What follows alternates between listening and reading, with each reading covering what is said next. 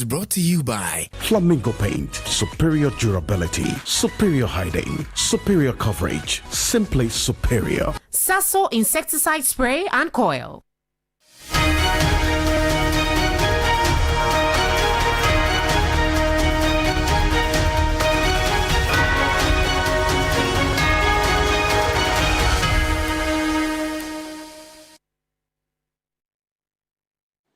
It's the beginning of another week. Good evening. Welcome. This is Ghana Tonight. We're live from Anu Sabata Desawe Kanda, also live on TV3 Ghana on Facebook and on DSTV channel 279. We're all across the world on 3news.com.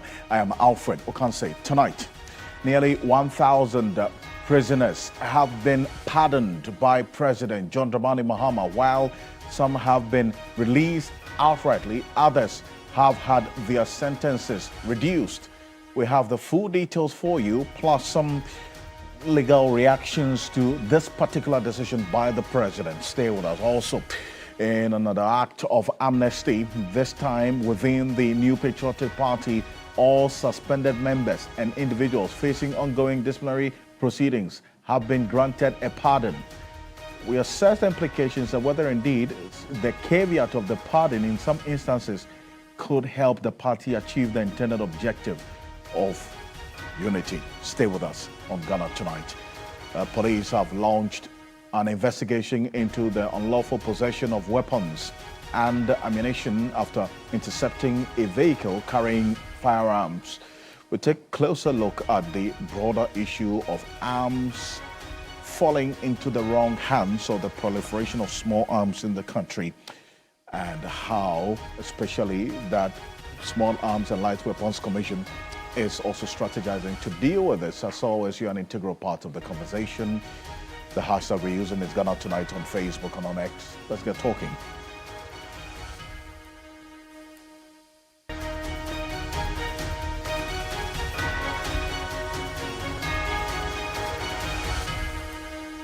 Let's settle for Ghana Briefs.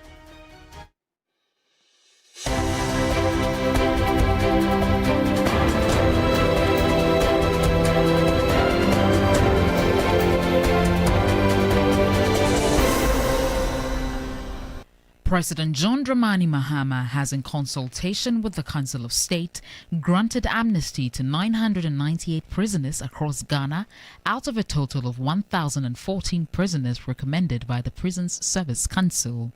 The decision is in accordance with Article 72(1) of the Constitution, which empowers the President to grant pardons, reprieves, and commute sentences.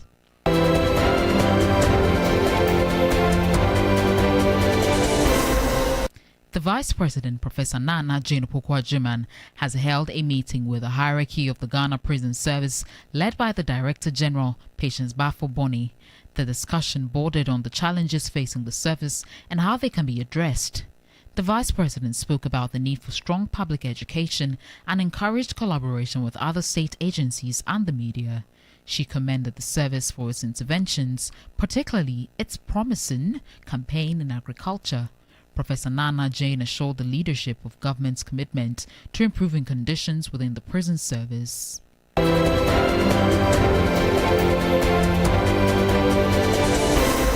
Former President John Agyekum Kufuor has admonished African countries to take advantage of emerging global partnerships that can spur economic growth. He welcomed former President of South Africa, Jacob Zuma, to his residence ahead of the UPSA 2025 Leadership Lecture. Former President Kufuor commended the university and was hopeful the event would spark genuine interest and conversation among African leaders. I'm sure the audience will be all ears to hear the President on the wisdom that enabled him to take the initiative that he took.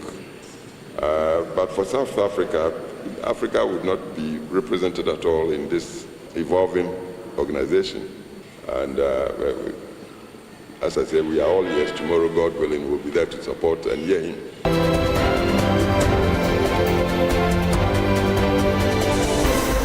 The government has reaffirmed its commitment to strengthening science, technology, engineering and mathematics STEM education at the basic level.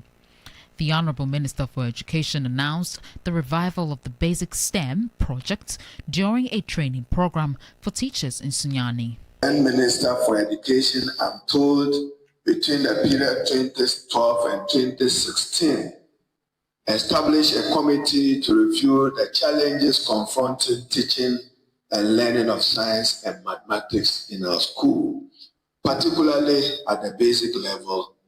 Out of that critical review emerged what we are launching today as a basic science and mathematics project referred to as BSTEM.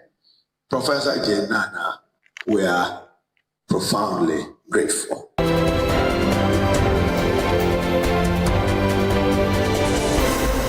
Banking consultant Dr. Richmond Ituahene has downplayed concerns that Ghana is headed back to an era of steep and unsustainable cedi depreciation. The local currency depreciated last week, rising to about 10 cedis, 81 pesos from the long-time 10 cedis, 30 pesos average.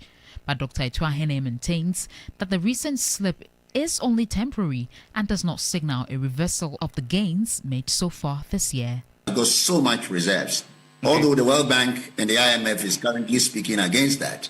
But you see, once upon a time, our import cover was 1.6 months. Today we are talking about 4.2 months cover.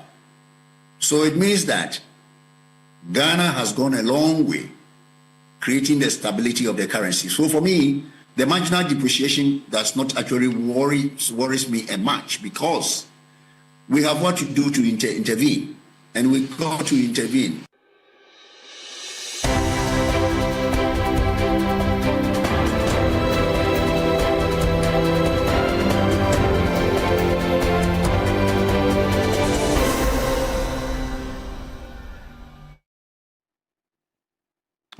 There's more news on 3news.com. Make some time and visit 3news.com. This is Ghana Tonight. We're live on 3FM 92.7, also on TV3 Ghana on YouTube and on Facebook, and then also on X. You can connect with us on all those platforms as well. As always, probably brought to you by Flamingo Paint, Simply Superior, Sasson Sector Spray and Coil, Kumtumtum Preco. Coming up next on Ghana Tonight, nearly 1,000 prisoners have been pardoned by President John Dramani Mahama, and while some of them have been released outrightly from the release that we got from the presidency earlier today, some have also had their sentences as well mitigated. So, in effect, this is the full details of the statement that was put out earlier today by the president, and if the presidency, in fact, it was signed by Felix Kwachofosu. President John Dramani Mahama has, in consultation with the Council of State, granted amnesty to 998 prisoners across Ghana out of a total of 1,014 prisoners recommended by the Prison Service Council. Now, the decision is in accordance with Article 72(1) of the 1992 Constitution, which empowers the president to grant pardons, reprieves, or commute sentences in persons who are going to be beneficiaries of the said Amnesty Act. This decision the president took in consultation with the Council of State. And let's take a look at the details of Article 72(1), that specific provision in our Constitution that empowers the president to do what he has done as of earlier this evening when we received the statement. The 72(1), prerogative of mercy. The president may, and it's instructive that you pay attention to the wording of this particular constitutional provision. And as Dennis Paperi Wadam Esquire will say, the may and shall defines how the provision of that particular act is executed. The president may, acting in consultation with the Council of State, grant to a person convicted of an offense a pardon, either free or subject to lawful conditions, or grant to a person a respite, either indefinite or for a specified period, from the execution of punishment imposed on him for an offense. So you look at the details of 72(1)(a), the president acting in consultation with the Council of State. Well, the president is not really bound to do so, but then he can take that decision, grant to a person convicted of an offense a pardon, either free or subject to lawful conditions. So that's what we're going to see, the details of the various categories of inmates who have enjoyed or who are going to enjoy this pardon or amnesty granted by the president today. He has the power to also grant to a person a respite, either indefinite or for a specified period from the execution of punishment imposed on him for an offense. Also, the president may, in consultation with the Council of State, substitute a less severe form of punishment for a punishment imposed on a person for an offense. So we're going to see in instances where the president is going to be making substitution for a more severe punishment with a lesser or less severe form of punishment, or remit the whole or part of a punishment imposed on a person, or of a penalty or forfeiture otherwise due to government on account of any offense. So this is the detail of Article 72(1) of the 1992 Constitution of the Republic of Ghana, that the president has exercised this particular authority or the power in this Article 72(1), and this is what the president has done today, based on what we do know. These are the numbers, and we're going to start from the top. Out of the 998, out of the 1,014 who were initially recommended for amnesty by the Prison Service Council, 998, just two of them shy of 1,000, were granted this amnesty. Out of the 998, 787 of them are first-time offenders. And bear in mind, the statement that we got did not come with the names or identities of these beneficiaries of the amnesty by the president.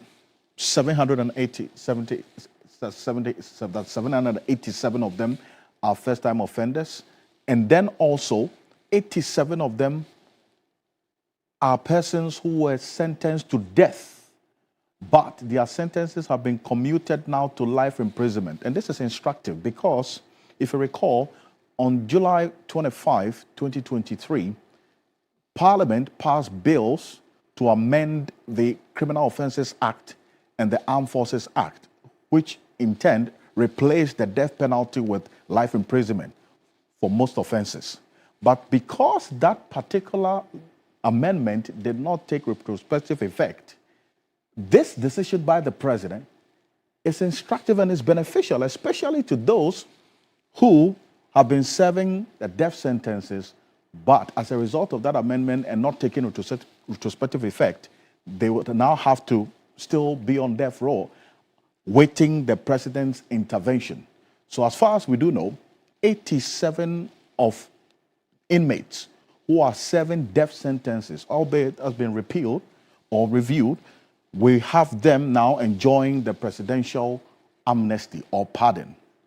Now, 51 of the inmates have also had their life sentences now commuted to 20 years definite term.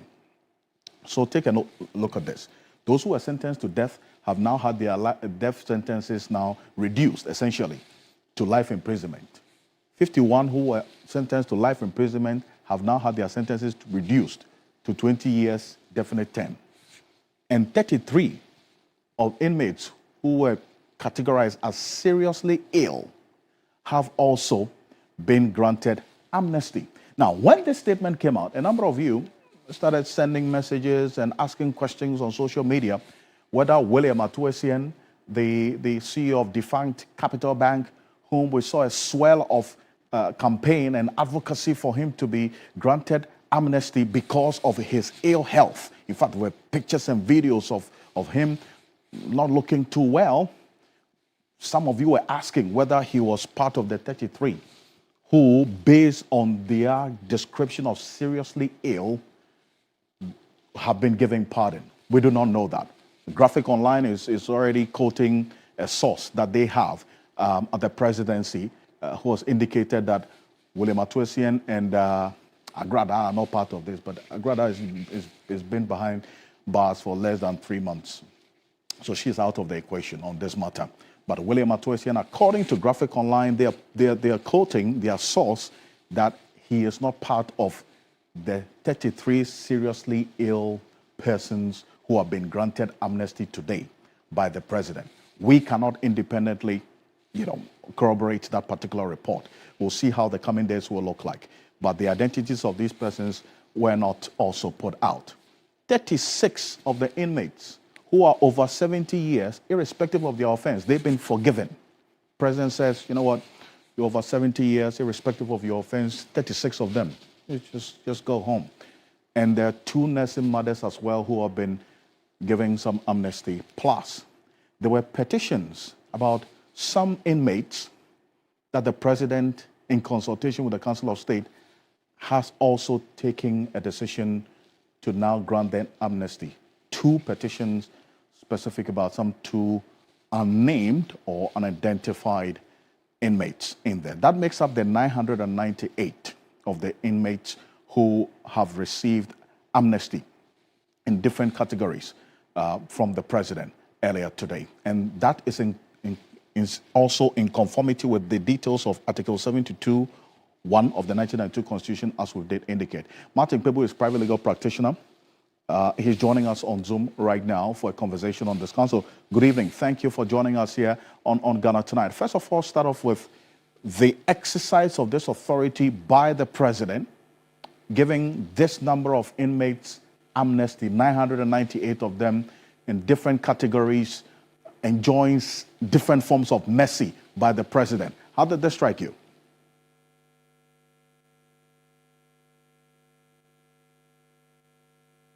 Yeah, it's refreshing, Mr. Ocansey. It's a good move by the president. He's done it in good time. Earlier on, I stated that over a period, usually in times past, the presidents did it just prior to Republic Day. So sometimes those years you hear that as part of the celebration of Republic Day, 1st July, blah, blah, blah, the president has exercised his prerogative of mercy under Article 72 and blah, blah, right? So around that time, just or sometime a few days before Republic Day, etc., right? But, it's not written in law that it must always be around Republic Day. And also, I'm saying, so I guess it's not too far from the Republic Day that now, we've turned into National Day of Thanksgiving and Prayer, okay?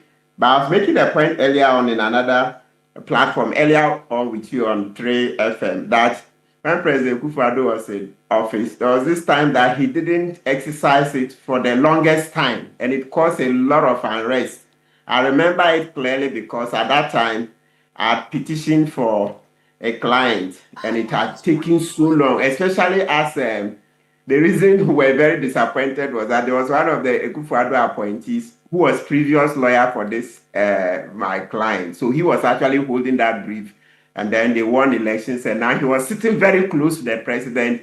But I can tell you, for almost 2 years, it wasn't going through. So when you hear pardon, etc., it can be very complex, especially in the time of Kufuor. Looking at who that lawyer was, I don't want to mention names. We are discussing the principle. I want to show that sometimes it can be very complex because this lawyer was almost always sitting near the president, yet the young man didn't get a pardon easy. We just thought that, if your former lawyer is almost in the Kufuor circles, your pardon there, it will come in 2 weeks. But I never did for a long time. And what actually helped the pardon at that time was the COVID. So when COVID hit and there were problems in the prisons, COVID over there, etc., then the prison service was able to push, and then finally Kufuor gave in. Yeah. I see. It's that leads me to the details of what we read, because if you look at the death sentence has been varied now to life imprisonment. And the details of 72(1) empowers the president to do so. We abolished the death penalty in 2023. The president, the former president, Akufo-Addo, accented to it before leaving office. But we've seen it being actualized now with these persons who are serving their death sentences, their sentences now being varied to life imprisonment. Counsel. Yes, absolutely. The president has done a yeoman's job in this area. He's done a yeoman's job because, like we said, at the time Francis Xavier Susu pushed for the passage or enactment of the abolition of the death penalty, I remember at that time there were over 150. And even sometime last year when this matter came up again, the numbers have always been over 150 on death row. When we say death row, that's those who have been convicted to suffer death because they had also murdered or were involved in mutiny in the armed forces or high treason, right? And that was a huge number. So when Xavier Susu did that yeoman's job and we got the law passed, we beseech Akufo-Addo once again to commute the sentences of those who are already on death row to life imprisonment, simply because, well, maybe I shouldn't say simply, because of the problem of solitary confinement on death row. When somebody is on death row in Sawam, they call it condemned cells, right?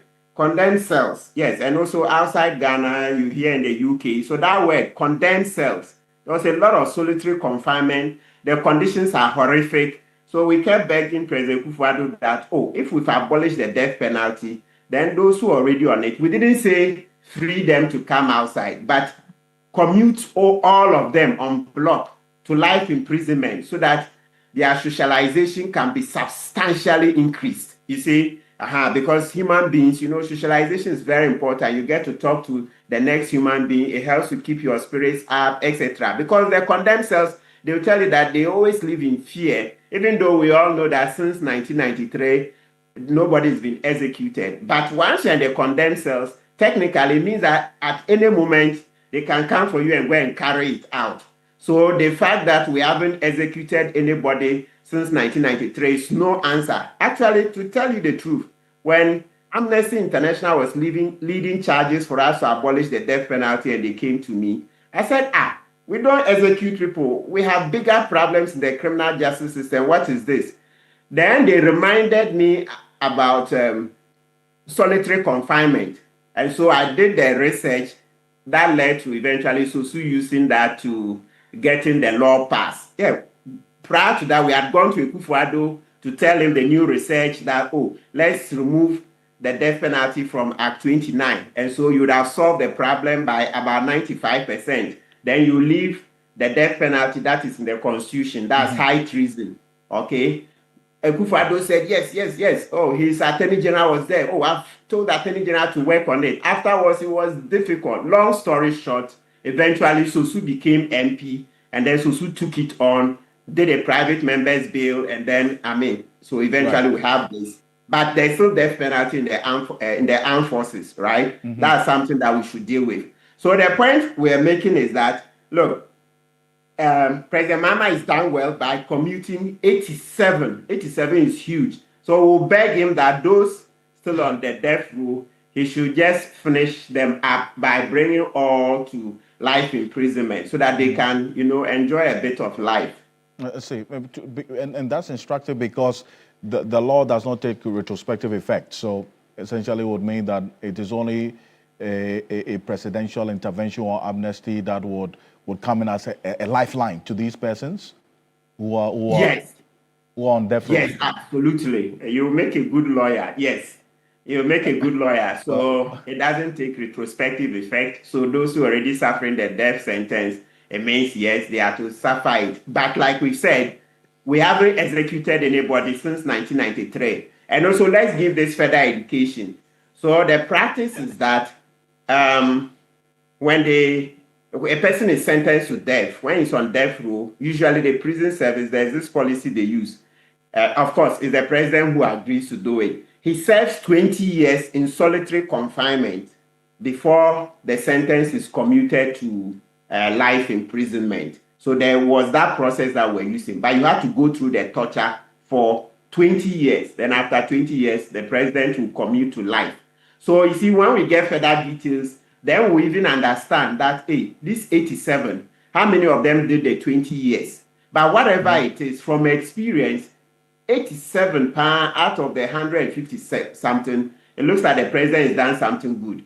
But maybe the attorney general and those from the presidency will do us some good if they will tell us, out of the 87, how many met the old policy where somebody on death row will serve 20 years before qualifying for this rate to be commuted to life imprisonment. I see. Okay. But if you look at the category, and this is going to be my final one, the categories of the persons who have enjoyed this amnesty, some of them, I mean, it goes without saying. So if someone is seriously ill, 33 of them have been given this amnesty, of the people on or who have been sentenced to death and now life imprisonment. Those life imprisonment now having their sentences commuted to 20 years straight term.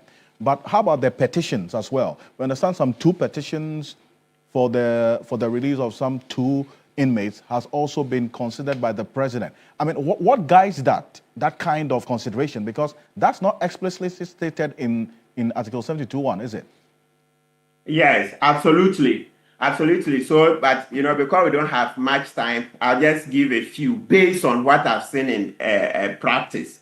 So, I mentioned that number 1, if somebody writes a petition and he has strong backers, okay, people with deep political, a person with a deep political voice or people with deep political voices back the person, generally it works well. I said generally because remember I just gave you the example that under President Kufuor, when there was a big lawyer very close to him who was lawyer for this young man, he was, like I told you, I thought, when they brought me the brief and they said, this man sitting near Kufuor is the previous lawyer. Then I said, then this work will be very easy. So quickly we put the letter together and like I told you, about 2 years before it worked. But generally, when there is strong political force, it helps. That's one. Then number 2, you also look at the merits of the case.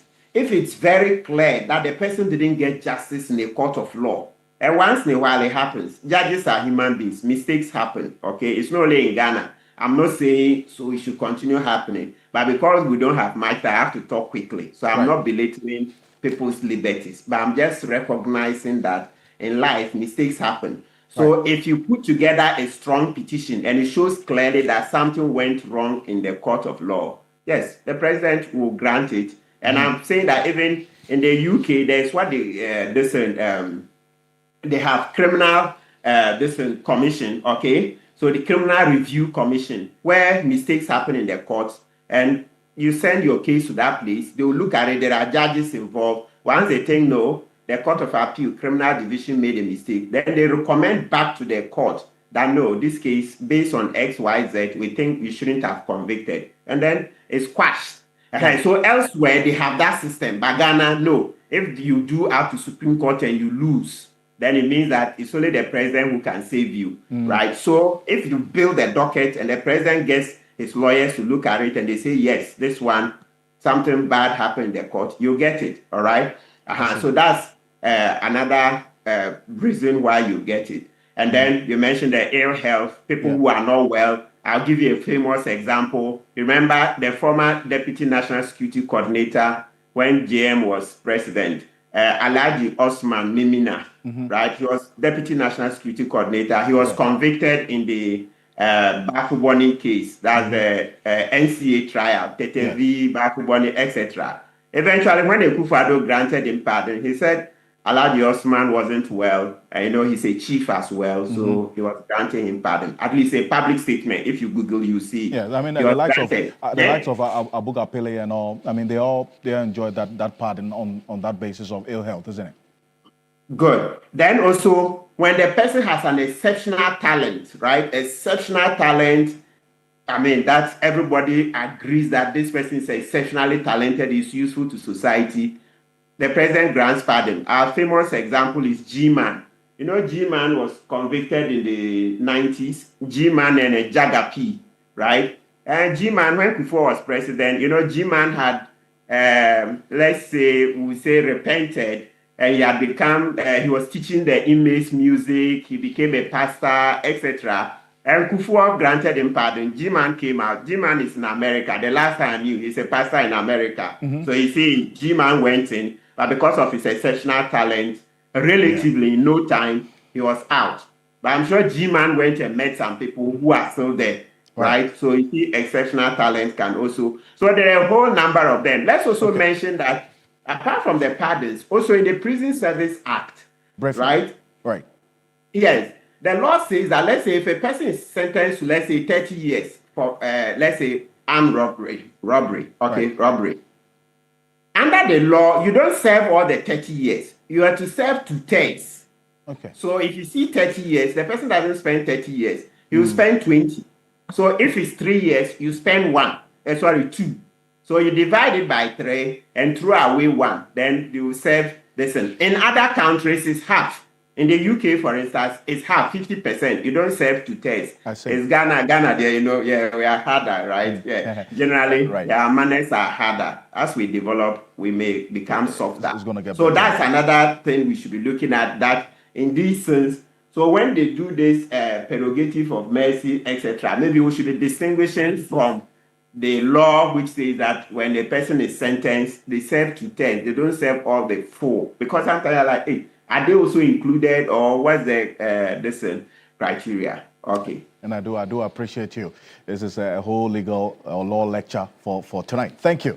Thank you so much. And I know we'll have another platform and discuss this a bit more detail. Martin Kpebu, appreciate you. He's a celebrated human rights lawyer joining us on Zoom right now. Thank you so much for joining us, and appreciate you as well. And those of you who stay with us here on Ghana Tonight with the kind of legal aid and breaking the issues down. Dennis Paberi with Esquire, so it's going to be here. So stay with us here on Ghana Tonight. But coming up next year on Ghana Tonight, in another act of amnesty, this time not by government, but by the NPP. They say that all suspended members and individuals facing ongoing disciplinary proceedings have been granted a pardon. So whereas the president has just granted pardon to these inmates, prisoners, the NPP has also granted amnesty to all its members who were suspended, as well as those who are facing disciplinary cases that are pending. So that's the decision the party has taken. So they are also in the mood of mercy. And this was contained in a statement signed by the General Secretary of the party, which has since received a lot of reactions. And in fact, some persons who were suspended by the party say, well, the manner in which they were suspended, they rather want to be apologized to before they come back. They don't want this kind of amnesty or mercy extended to them. So this is the details of the statement as we have it. I write to inform you, National Council at its emergency meeting held Friday, July 25, resolved in the interest of unity and reconciliation to grant a general amnesty to all party members who have been suspended or whose disciplinary cases are currently pending before the appropriate adjudicatory bodies. We hereby serve notice that this directive lifts all suspensions and waives any ongoing proceedings against affected members. So every member of the MPP who has been suspended, I mean, you could talk about Samikra, all the likes, so and those who left the party to form another movement, Alan Kojo Chairman, Solomon Owusu, and then you have all of them in there. They say oh, if you're left as a result of an act which then amounted to your suspension, they say all of that has been waived off. Just come home. Members who have forfeited their membership are required to submit a formal application to the National Secretariat for reinstatement. Upon reinstatement, you shall remain ineligible. And this is where the catch is. It says, yes, you'll be reinstated, but then you shall remain ineligible to contest any internal party election until a mandatory 2-year period has elapsed. it does not state whether you can vote or not. But then again, what is clear in this statement is that you cannot be voted for. But it did not state whether, after your reinstatement, your vote is valid. But then again, it said you cannot be voted for after 2 years. Until after 2 years, you can't contest for any election. Don't dream about it. But then they go on to say this measure reflects the party's unwavering commitment to fostering internal cohesion, strengthening solidarity, and preparing collectively for the political task ahead. So the intent behind this statement is the act of unity. They want to reconcile the party and then also ensure that that drive for unity in the party is giving some momentum by this act of mercy and granting amnesty to these persons who have been suspended from the party. Professor Samuel Edudjemfi is a political analyst. He's a lecturer at the Kwame Nkrumah University of Science and Technology. He's joining us on Zoom. Thank you, Professor Edudjemfi, for joining us. First of all, I want to find out your thoughts about it, especially with the reaction that some persons who have been suspended have already given to this, that they rather want to be apologized to because of how they were suspended. You've heard the likes of Dr. Kennedy make that point, and the fact that even if you are reinstated, you shall not, in fact, you can't contest for any internal party election until after 2 years. It's quite conflicting in terms of, for me, the way forward in trying to reconcile the party, especially on a tangent of encouraging those who are members of the party and have left to return. It should not come with many or several caveats. It should come with the need to allow for all party members to remain party members, because it's become essential to reflect on numbers around this time.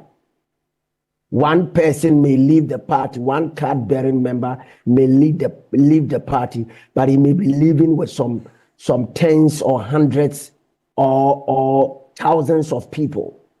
And in that regard, you want to have all actors within the party, card-bearing members who have left, to also come back home.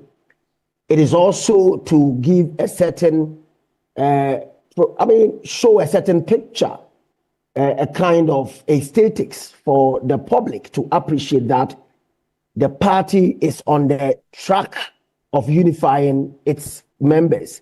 And on that track of unity, they would have the capacity to mobilize and marshal forces to make them, viable and ready for any future contest going forward into 2028. It is quite confusing to me when the party is putting a lot of, if you like, rules around this. If I will borrow the word amnesty, then you are saying that they are pardoned with no encumbrances. They are pardoned with no equivocations. And in that regard, you are not seeking to reflect on their sins if there are any which they've committed in the past. But a second leg is equally true, that these individuals, some of whom left the party, left because they were unhappy. They left because they did them in. They left because the party was not fair to them. So let no executive member of the party or any constitutional body within the party's framework assume that they are giving them some olive branch or some form of friendship, or they are trying to bring them in to help those people. It is rather for the collective good of the party, and the party need not have such posture when it is trying to, come about with this arrangement of inviting or encouraging those who have left to come home. It should be done in no uncertain terms with no encumbrances. It should be done wholeheartedly. It should not be done with suspicion. It should not be done with the notion of the fact that some of these people have left for quite some time and therefore you cannot trust them.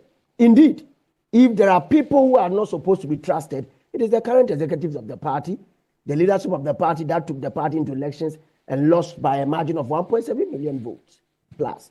So the party is in a state that requires all other persons within the party who have left to be embraced. And on the course of unity, they must agree to disagree. On the course of unity, on the path of unity, they should understand that the tongue and the teeth are in close proximity. Because of that, there are from time to time some pain for the tongue to bear because of the sharpness of the teeth when there is accidents. So fundamentally, what I'm trying to project is that I think that I do not have clarity in my mind as to what the MPP is seeking to do with such announcement. But if they seek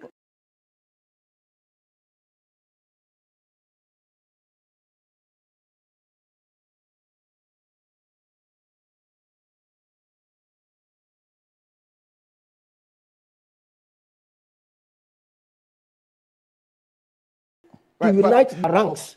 Prof, I just wanted to hold on a bit, and we're just showing our viewers some of the recent case of suspension that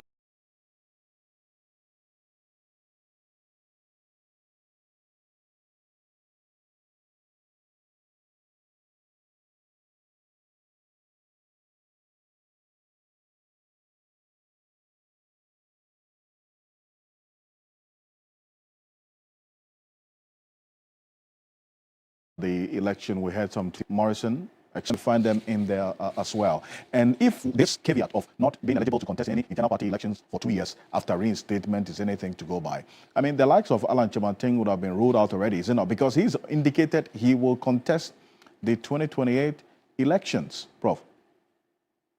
When I'm making exactly the point I'm making, because you see, for 8 years or more, maybe 12 years or more, the party experienced some element of Machiavellianism,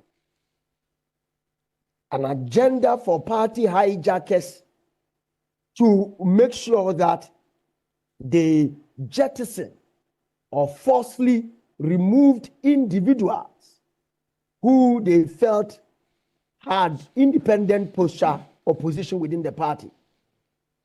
They forcefully removed them.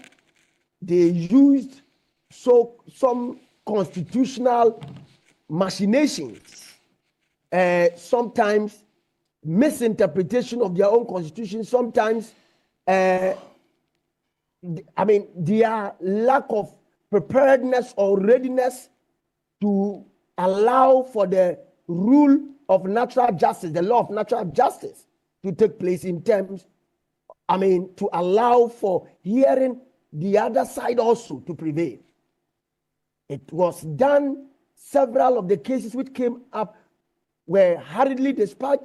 It was done with some degree of expediency, and those who were custodians of such kangaroo, structures, really did that to allow the status quo to remain. And it seems to me that today, whatever is happening is much ado about nothing. It is whitewashing of a tombstone. And inside the tombstone, you find skeletons. The MPP should stop this misbehavior. They should be interested in opening their arms to embrace all party members, including Alan Kodo-Kyeremate, including all other actors who felt they were not treated fairly. And I dare say this, even for those who remained or stayed and have continued to stay in the party, they have issues with the party. And Prof, the point well made there, and in fact, there's been some reactions, reference to the likes of Dr. Kennedy and Solomon also, and others who are saying that they want this caveat removed and some level of honesty to the entire approach. We'll see how the coming days will be on this. Professor Samuel Edujemfi, thank you for joining us. He is a senior lecturer at Kwame Nkrumah University of Science and Technology. Thank you for joining us. This is Ghana Tonight. After this quick break, the Ghana Police Service in the Ashanti region have launched an investigation into the unlawful possession of weapons and ammunition after intercepting a vehicle carrying firearms. We'll take a closer look at this broader issue of the proliferation of small arms. Dr. Adam Bona is our guest after this quick break. Stay with us.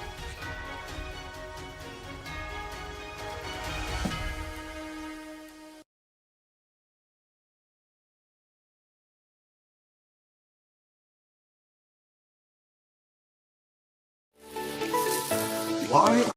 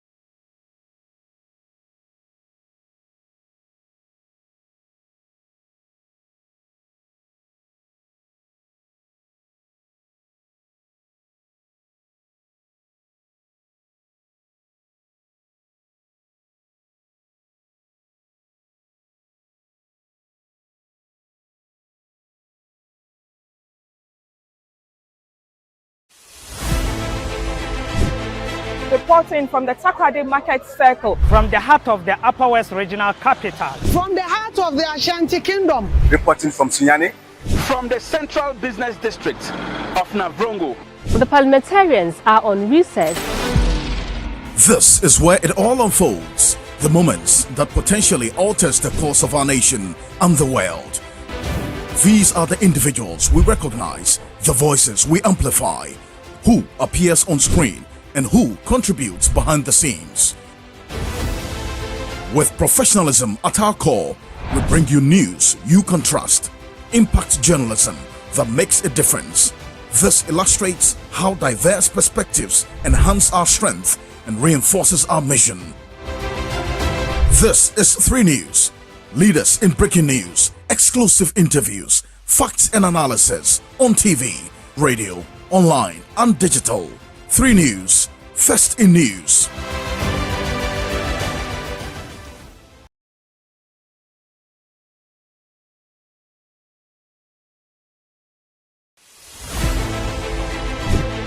Reporting from the Takoradi Market Circle, from the heart of the Upper West Regional Capital, from the heart of the Ashanti Kingdom. Reporting from Sunyani, from the Central Business District of Navrongo.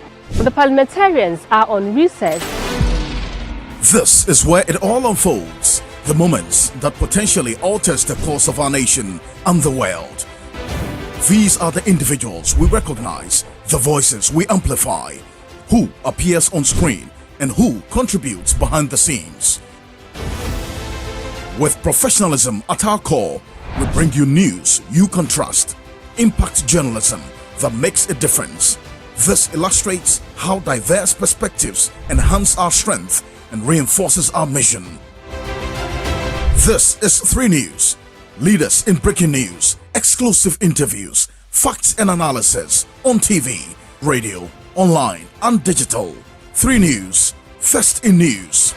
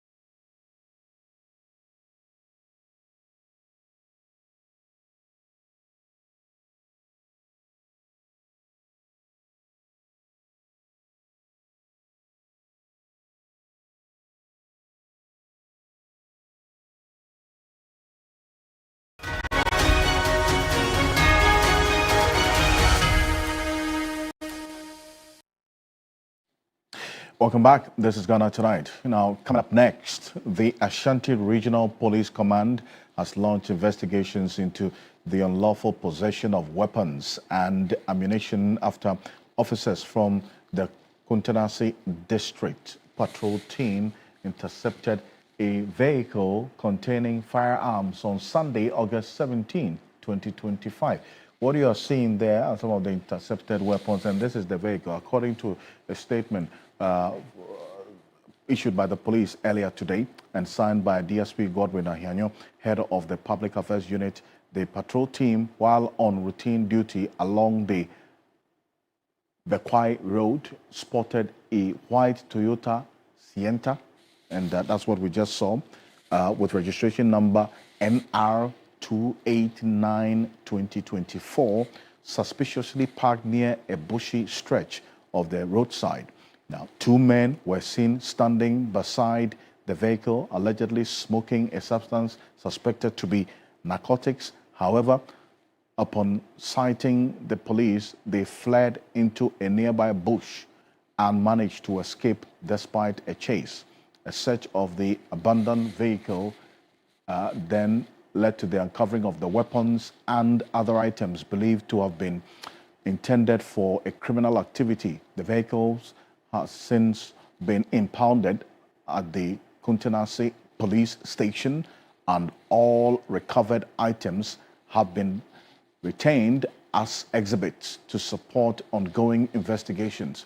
The police also urge the public to report any information that could assist in the arrest of the suspects to the nearest police station or contact the police on emergency number 191 or 18555, as was advertised by the Ghana Police Service. But these are the items that were retrieved by the police service. As you're seeing on the screen there, one AK-47 assault rifle with serial number 29546, one locally manufactured firearm, two AK-47 magazines, each loaded with 30 rounds, 4 packets of AK-47 ammunition, and each containing 25 rounds, 7 loose rounds of ammunition, 1 pair of Wellington boots, 1 Huawei smartphone, and also 1 pair of sandals, cowrie shells, a Ghana card, and temporary driver's licenses,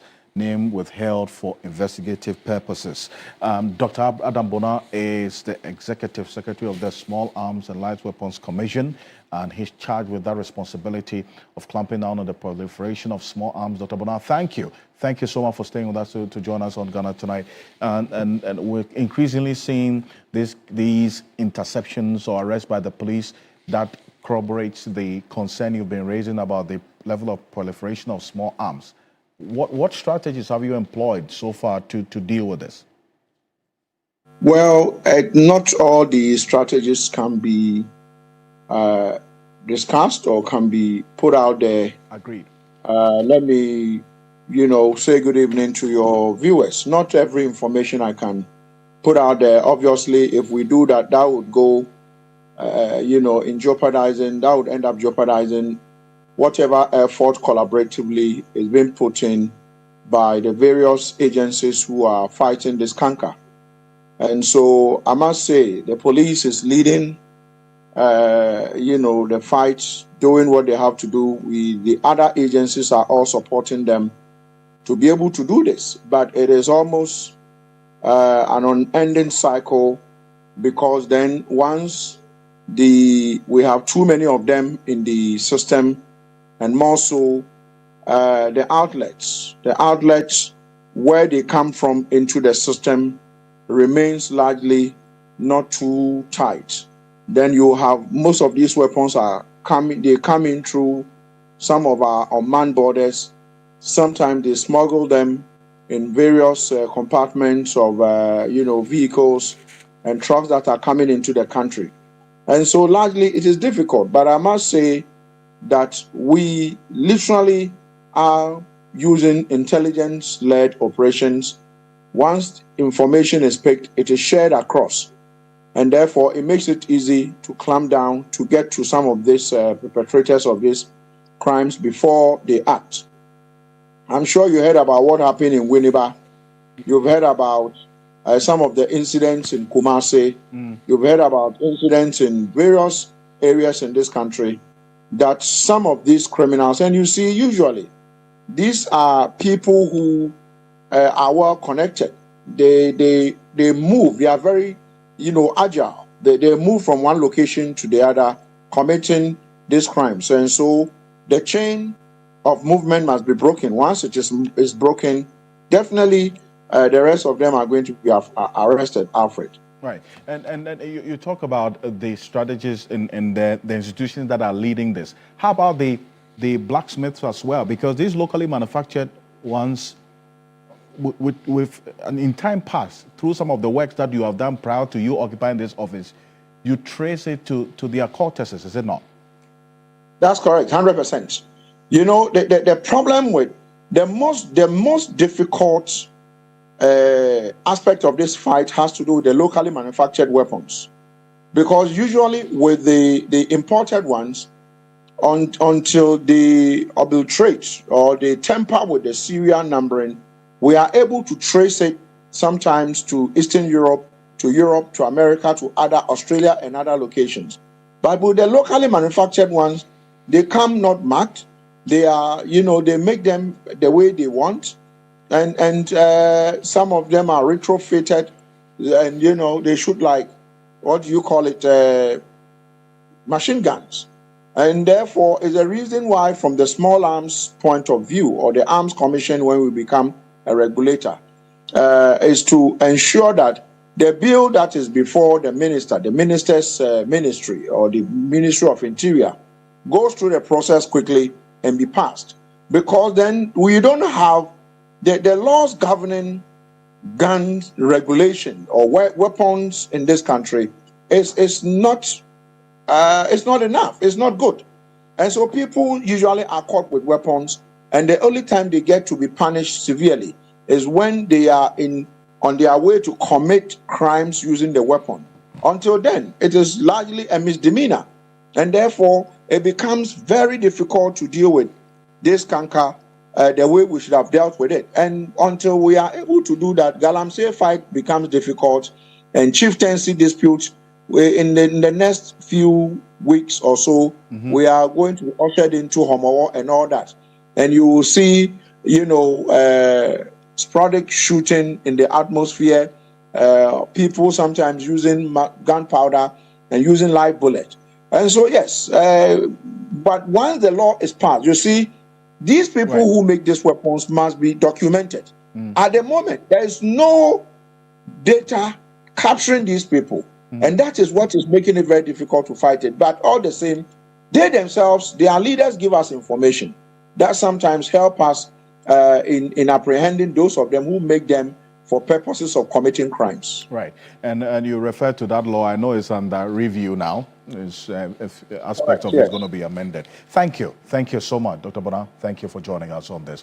Dr. Adam Bona is the Executive Secretary of the Commission on Small Arms and Light Weapons, joining us here on Ghana Tonight. On behalf of the rest of the team, we do appreciate your company. Join us same time tomorrow for another conversation. My name is Alfred. Ocansey. Have a good night. Ghana Tonight is brought to you by Flamingo Paint. Superior durability, superior hiding, superior coverage, simply superior. Sasso insecticide spray and coil.